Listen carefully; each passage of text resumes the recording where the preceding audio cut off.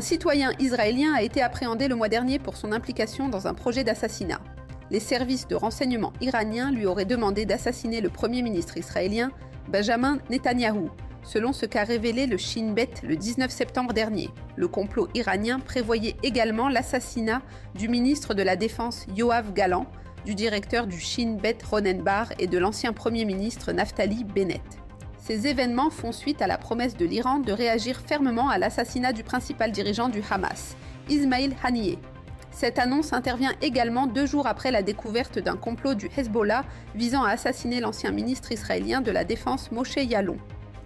On sait également que l'Iran avait prévu de tuer Trump, un allié de poids de Netanyahou, au début de l'année.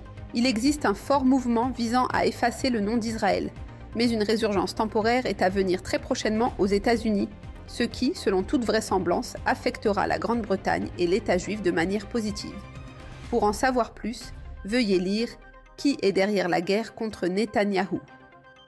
Le 18 septembre, le comité d'enquête de la République d'Arménie a révélé que la Russie avait financé et formé des insurgés dans le but de renverser par la force le gouvernement pro-occidental de l'Arménie et d'instaurer un régime pro-russe. L'Arménie, ancienne nation soviétique et partenaire de longue date de la Russie, a progressivement pris ses distances avec Moscou ces dernières années. Les dirigeants actuels de l'Arménie ont même annoncé leur intention de rejoindre l'Union européenne. Cette tentative de coup d'État démontre la réticence de la Russie à accepter le retrait des anciennes nations soviétiques de sa sphère d'influence et sa détermination à réaffirmer l'influence russe sur l'ancien territoire soviétique. Les forces de sécurité locales ont été en mesure d'empêcher le coup d'État présumé. S'il avait réussi, le coup d'État aurait pu ramener l'Arménie dans l'orbite de la Russie. La Bible prophétise qu'un prince de roche dirigera une alliance importante de nations asiatiques. Le rédacteur en chef de la Trompette, Gérald Fleury, a désigné le président russe Vladimir Poutine comme celui qui accomplira cette prophétie et a déclaré qu'en conséquence, Poutine conquérera probablement plus de nations de l'ancienne Union soviétique.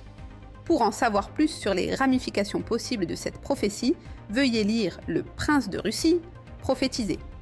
Lors des élections du 22 septembre dans l'État allemand de Brandebourg, le parti politique d'extrême droite Alternative für Deutschland a perdu de peu face au Parti social-démocrate actuellement au pouvoir avec un écart de moins de 2 points de pourcentage. Le SPD est le parti au pouvoir dans le Brandebourg, l'État qui entoure Berlin, depuis la réunification de l'Allemagne en 1990.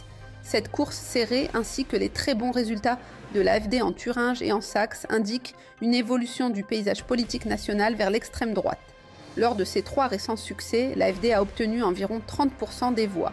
En Saxe, où il a également perdu avec moins de 2 points de pourcentage, le parti qui est sorti vainqueur est également de droite. Le scrutin du 22 septembre est le dernier avant les élections fédérales prévues l'année prochaine. Si le glissement actuel vers la droite se poursuit, il pourrait entraîner des changements significatifs dans le paysage politique européen. Pour en savoir plus, veuillez lire « En Allemagne, le nazisme se relève ».